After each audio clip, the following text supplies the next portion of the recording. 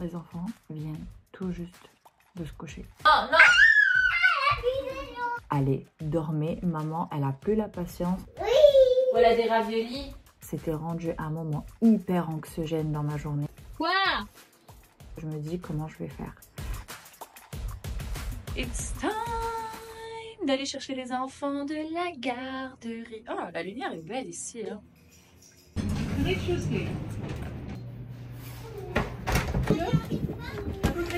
Lily, tiens.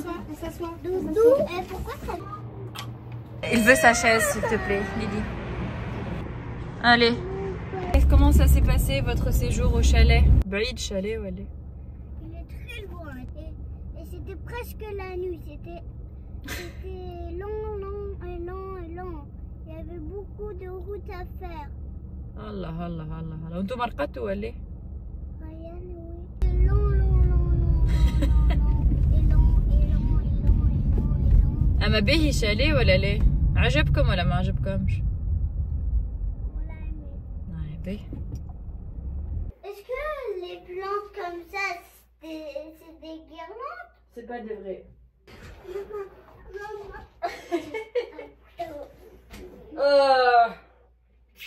Vous m'avez manqué. هيك بوس البوس sur le nez. Ali Moussa ركب على خنفوسة. Sauvez-moi au secours. Je vais vous sauver, madame. 1, 2, 3, je vais prendre. Non. Maman, elle prend le drapeau blanc, ça veut dire que c'est assez. C'est pour la paix. Le drapeau blanc, ça veut dire que c'est assez. Drapeau blanc. Drapeau multicolore, ça veut dire que il faut continuer. Allez, on va. Maman, je veux préparer avec toi. Oui, ben. Jusqu'à la cuisine. Allô? Oh. On peut faire des frites. Oui. Voilà des raviolis.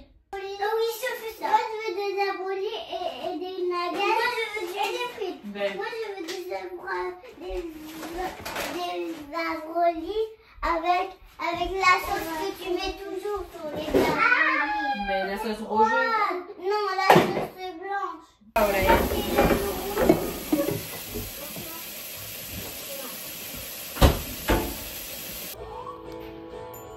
Allô?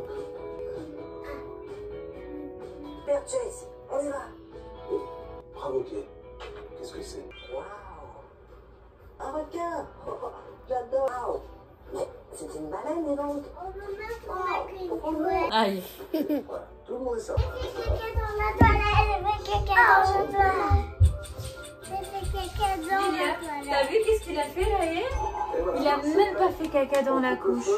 Il a fait directement aux toilettes. Il m'a dit j'ai un caca et il est parti. Il s'est assis sur la toilette. Il a fait un gros caca.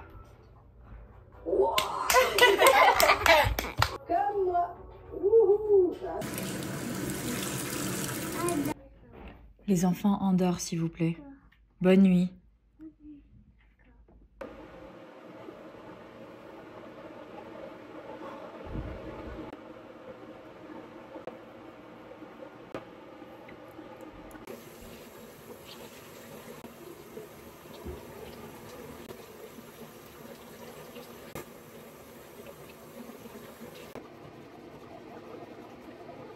Quoi?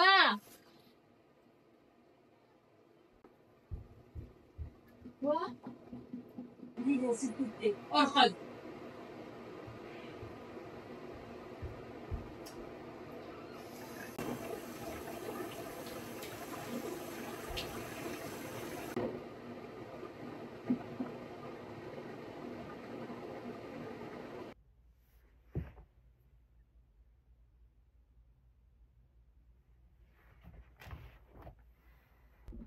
Guys, aujourd'hui fait partie des jours où est-ce que ça y est, marche fait.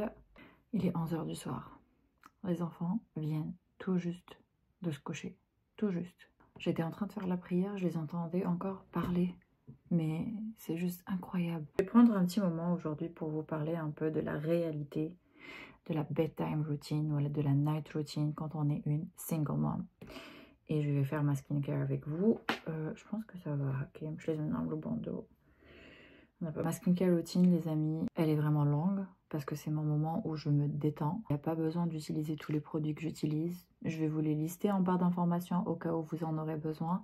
Mais sincèrement, c'est pas le but de la vidéo. Moi, je fais ça juste pour moi parce que ça me détend, parce que j'aime ça. C'est un plaisir pour moi d'avoir une routine à 10, à 9, 10 étapes, je pense. Voilà. Pour commencer, je voulais vous parler un petit peu de comment se passe notre routine du soir avec les enfants quand je vais aller chercher à la garderie. Les chercher, on rentre à la maison, on commence par une session bisous câlins en général, c'est comme ça.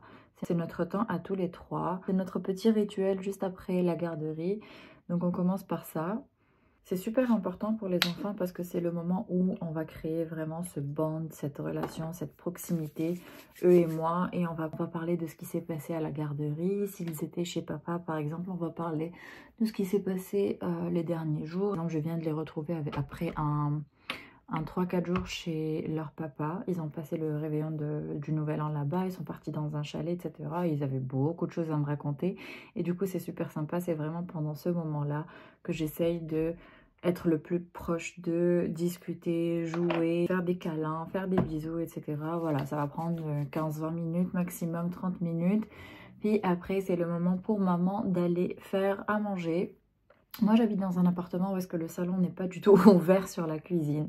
Et du coup, c'est un peu compliqué par rapport à d'autres appartements où est-ce que tu peux garder tes enfants au salon et tu peux cuisiner en même temps tout en les supervisant, etc. Mais moi, c'est vraiment complètement différent. J'ai un couloir de 7-8 mètres de long entre mon salon et ma cuisine. Et du coup, c'est vraiment compliqué quand les enfants veulent rester avec moi. Mais je veux vraiment me concentrer sur préparer le dîner pour eux. Et du coup, je vais leur mettre quelque chose à regarder. En général, c'est vraiment un dessin animé qu'ils aiment. Puis, ou alors un film sur Netflix. Mais les films, c'est vraiment pendant les fins de semaine. En général, c'est un petit dessin animé. J'aime beaucoup Bluey, j'aime Blippi aussi, même si c'est un peu controversé. Mais en ce moment, je leur mets Bluey, sincèrement, parce que c'est mon préféré. À moi. Ça y est, j'en ai marre de la pâte patrouille, faites dit, j'en ai marre. Peppa Pig, j'aime pas du tout. En plus, FIFA Z, qui ne colle pas avec ma culture, etc. Donc voilà, je vais leur mettre un petit quelque chose à regarder. Et parfois, si ce sont des sandwichs, par exemple, qu'on va faire, voilà, des omelettes, voilà, rapide, des pâtes, voilà, je vais leur proposer de venir m'aider dans la cuisine. Ça dépend, en fait. Ça dépend de mon mood à moi. Déjà, si je suis pas super fatiguée, je vais leur demander d'aller regarder calmement et me laisser préparer le dîner. Mais si ça fait longtemps, enfin ça fait 2-3 jours qu'ils sont chez papa et que je viens de les récupérer, en général je vais les embarquer avec moi dans la cuisine et je vais leur demander de m'aider, etc. Et on va passer du temps ensemble, etc. Ensuite, je vais leur mettre à manger. Bien sûr, je vais essayer de manger avec eux, même si moi, j'ai pas toujours très faim à ce moment-là de la journée. Mais j'aime qu'on se retrouve dans un vrai repas de famille, entre guillemets, même si je suis une maman solo. Mais pour moi, ma famille, c'est eux. Donc, on va s'asseoir, on va manger tranquillement. Et ensuite, je vais aller regarder avec eux un petit film. Là, on va continuer la série, voilà, le dessin animé qu'on a regardé ensemble pendant quinzaine-vingtaine de minutes. Et ensuite, on va faire un jeu. Donc, jeu calme et tranquille. Les blocs, les Lego, mathalan, voilà, avec les peluches, pretend play, voilà, etc. Donc ça, c'est leur délire à eux. Ils choisissent ce qu'ils veulent et je vais jouer un petit peu avec eux si j'ai le temps. Si j'ai pas le temps, je vais leur dire de jouer calmement parce que maman, elle a des choses à faire. Que ce soit pour nettoyer, voilà, pour finir du travail que j'avais à remettre, voilà, en général, ça se passe pas comme je veux. Ils vont jouer un peu, puis venir me voir et me demander de venir avec eux, etc. etc. Bref, mes enfants, malheureusement ou heureusement, j'en ai aucune idée, mais depuis qu'ils ont grandi et qu'ils font encore la sieste à la garderie, c'est un peu compliqué parce que pendant les fins de semaine, ils font pas la sieste. 9 h, ils sont déjà couchés, mais pendant la semaine, ils font la sieste à la garderie et du coup, j'arrive pas à les coucher avant 10h30. Ils viennent se coucher, il est 11 h. Mais c'est vraiment compliqué avec les siestes parce qu'une fois qu'ils ont fait la sieste à la garderie, ça devient extrêmement difficile de les coucher. Vers 8h30, 9h, je vais leur demander de commencer la routine de dodo. On va aller prendre la douche ou le bain ou l'hygiène en général, se brosser les dents, mettre le pyjama, etc. Et ça va nous prendre un bon 15-20 minutes entre les ijahouni, vraiment c'est long. Et ensuite on va se mettre au lit et là c'est le choix en fait. S'ils ont vraiment pas envie de dormir, je vais leur laisser une petite lumière et je vais leur demander de rester au lit. Vous avez le droit de jouer au lit jusqu'à ce que vous vous endormiez. Des fois ça va être moi qui va lire une histoire ou deux avant de dormir et des fois ça va être vraiment allez, dormez, maman elle a plus la patience, on va lire un peu de Coran, et dodo. Je tire la porte, subhanakhir, subhanakhir. Mais bon, ça se passe pas toujours comme on veut. La plupart du temps, c'est vraiment le moment où est-ce que moi, je n'ai plus aucune patience en fait, parce que Ryan, surtout, Ryan, il sort du lit, il me réclame, il veut pas dormir, il veut encore jouer, je veux, bref. C'est vraiment compliqué avec Ryan, mais je tiens. Une fois que c'est terminé au Hazormenon, vous avez vu ce que je fais, donc je vais aller dans la cuisine en général, manger un morceau, parce que c'est à ce moment-là que je commence à avoir faim, 10h, 10h30 du soir, ou la hata 11h. Je vais manger tranquillement, sans cris, sans pleurs, sans maman vient par ici, maman vient par là. Et ensuite, je vais aller me changer, brosser mes dents, enlever mon make-up, laver mon visage, etc. Et faire mes ablutions. Donc je prie pendant que eux ils essayent de dormir. Donc là pour les surveiller, je vais mettre mon tapis de prière dans leur chambre. Je vais leur dire là je vais faire ma prière, surtout que si j'ai raté par exemple 3-4 prières, il y a des journées comme ça, je vais leur dire maman elle a de longues prières à rattraper, vous allez dormir, je vais vous surveiller, je vais être à côté de vous et vous allez dormir et moi je fais mes prières. Et à ce moment-là, quand j'ai terminé ma dernière prière et mes doras, en général, ils sont déjà couchés. Mais sinon, je le garde pour mon moment à moi parce que je pense que ça fait partie de mon bien-être. Donc, je vais finir mes prières et je vais m'installer ici et faire ma skincare routine. En général, je ne filme pas des vidéos YouTube. Bien sûr, en faisant ma skincare, je vais regarder une vidéo YouTube, écouter un petit podcast. Et ensuite, je vais juste aller dans mon lit directement ou lire quelque chose dans mon Kindle ou scroller Instagram, TikTok. Juste aller regarder une vidéo, puis je suis tellement fatiguée que je vais directement dormir. Je vois beaucoup de single moms sur internet qui font le ménage pendant la nuit. Même pas single moms, des fois c'est juste des moms qui vont faire le ménage pendant la nuit après que les enfants dorment. Sincèrement, j'ai essayé, je suis pas arrivée à faire ça. Donc c'est pas pour moi. Mais j'aurais aimé pouvoir avoir l'énergie nécessaire pour faire un petit clean-up au moins. J'y arrive pas, sincèrement. Donc, j'ai laissé faire ce truc-là. Je sais que c'est pas pour moi. Je préfère vraiment faire le ménage quand ils sont pas là. La garde partagée, elle a beaucoup d'avantages, mais elle a aussi des inconvénients. Si vous voulez, je peux vous en parler dans une autre vidéo. Le plus compliqué dans tout ça, je vous dirais, c'est vraiment lorsque les routines, elles sont interrompues, tout simplement. Parce que, par exemple, Lilia, elle est très sensible à la routine. Par exemple, je sais qu'ils ont très bien mangé, on était dehors, etc. Ils ont très bien mangé à 6h de l'après-midi. Je vais pas forcément cuisiner de dîner. Donc là, on va passer directement, dès qu'on rentre à la maison, on va passer directement à l'hygiène, la douche, le bain, etc., brossage des dents et tout.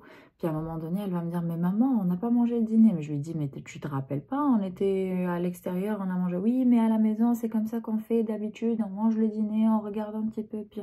Donc elle me dit vraiment les étapes de la routine comme elle est. Et je sens qu'elle est vraiment très attachée à ça. Ça lui procure vraiment un sentiment de sécurité à son âge, de savoir vraiment, voilà, on fait la même chose tous les jours. Quand on est avec maman, on fait la même chose tous les jours. On fait ça, ensuite ça, ensuite ça, ensuite ça. Et s'attend à ce qui va se passer. Elle sait comment ça se déroule. Et du coup, ça lui apporte beaucoup un sentiment de sécurité, de sérénité. Il n'y a pas d'imprévu, quoi. Et je sais que ça, c'est super important pour que les enfants soient stables. En fait, la stabilité, elle ne vient pas forcément du fait d'avoir un seul foyer. Parce que dans mon cas, je pense que mes enfants sont très, très stables, bien qu'ils aient 2 foyers. C'est avoir une routine très, très claire, très consistante et régulière dans les 2 foyers. Et je pense que c'est ça le plus important. Ça leur permet de savoir, ok, là on est avec maman, chez maman on fait ça, ça, ça. Là on est avec papa, chez papa on fait ça, ça, ça. Je pense que c'est super important aussi de comprendre qu'il n'y a pas une routine qui est sur mesure pour tout le monde. Chacun vraiment doit trouver la routine qui lui convient pour son foyer. Que peu importe si vous êtes toute seule à la maison, enfin je veux dire, vous êtes le seul adulte à la maison comme moi, ou alors vous êtes deux. Je pense qu'il faut vraiment que vous empruntiez une routine qui vous convient à vous. Tâchez aussi d'être flexible parce que c'est pas tous les jours que vous allez arriver à faire la même chose. C'est impossible. Ça, c'est le but. Ça, c'est le end goal. Mais on peut pas être parfaite. C'est impossible et il faut vraiment se donner beaucoup de compassion, d'être indulgente avec soi-même. C'est dire, ok, aujourd'hui, j'ai vraiment zéro patience pour faire quoi que ce soit. Je vais juste leur mettre un film sur Netflix à regarder et moi, je vais me reposer parce que sinon, j'ai pas de patience et je vais péter un câble. Et c'est super important de s'écouter dans ces moments-là. Si on n'est pas bien, les enfants le ressentent. Donc, prenez soin de vous émotionnellement, mentalement pour que vos enfants puissent vous avoir à votre meilleur potentiel. Et je pense que ça, c'est vraiment, vraiment, vraiment la chose que j'ai apprise pendant ces 3 dernières années d'être solo mom. Donc, je suis toute seule, la maman seule à la maison. Même si je coparente avec mon ex-mari, mais veut pas. Quand je suis à la maison avec mes enfants, je suis le seul parent ici. J'ai bien envie de vous parler de ce sujet beaucoup plus en détail. Sincèrement, il y a beaucoup de choses que j'aimerais partager avec vous par rapport à la monoparentalité. Si vous êtes maman solo, vous allez devenir maman solo, etc. Mais en tout cas, si jamais vous êtes une maman solo, psychologiquement ou physiquement, parce qu'il y a des mamans solo juste parce que le conjoint il fait rien à la maison et je vous comprends, je sais que c'est dur aussi de le voir assis sur le canapé mais de devoir tout faire toute seule. Et si vous êtes vraiment solo comme moi, quand vous êtes à la maison avec vos enfants, vous êtes le seul parent, soyez indulgente avec vous-même, vous faites un travail irréprochable. Ce travail-là, il n'est pas facile certes, mais il n'est pas non plus impossible. Donc voilà, dites-vous que vous êtes capable. Vous êtes capable, vous êtes à la hauteur, vous faites ce qui est meilleur pour vos enfants. Vous faites de votre mieux et c'est vraiment assez. Célébrez les petites victoires, même s'il n'y en a pas beaucoup. Si vous avez réussi à, je sais pas, à faire en sorte que la routine du soir se passe vraiment calmement, sans pleurs, sans chicane, sans que vous perdiez patience, etc. Célébrez ça. Célébrez ça. On s'autorise à se dire « Yes, I made it through bedtime ». Pour moi, mais je vous dis quelque chose, wallah. Quand j'ai commencé à être maman solo et que j'étais sur le point d'aller chercher les enfants à la garderie, je vous assure que je stressais tellement. C'était rendu un moment hyper anxiogène dans ma journée parce que je me dis comment je vais faire. À 5h ou à 4h30 de l'après-midi, en route vers la garderie, mon cœur il palpite parce que j'ai cette anxiété de la bedtime routine, de la routine du soir, de la routine du dodo, de ce temps-là, moi que j'appelle ça le temps du chaos en fait, entre 5h et 9h. Entre 5h et 9h, je pense que c'est le moment où toutes les mamans, je ne sais pas comment on fait, mais on puise à l'intérieur de nous une énergie pour que ça se passe le plus sereinement et calmement possible. C'est du travail, guys. Ayez confiance en vous, dites-vous que ça va bien aller. En tout cas, il y a plein de choses que j'aimerais partager avec vous, même les sorties. Vous me dites souvent, comment tu voyages avec les deux toutes seules? Comment tu sors avec les deux toutes seules? Comment tu fais pour les emmener au manège, au parc d'attractions, etc., etc., alors que tu es toute seule avec les deux? Il y a plein de choses que je voudrais partager avec vous plutôt. Et dites-moi en commentaire si ce genre de vidéo vous intéresse. Là, c'est venu vraiment spontanément. Je me suis dit, je vais vous montrer un petit peu ce qui s'est passé dans ma soirée, etc. Moi, je vais aller dans mon lit maintenant, éteindre toutes les lumières, relire un peu de mon Kindle et faire dodo. Je vous embrasse très très fort et merci d'avoir écouté jusque-là. N'hésitez pas à vous abonner à la chaîne si ce n'est pas encore fait. Mouah.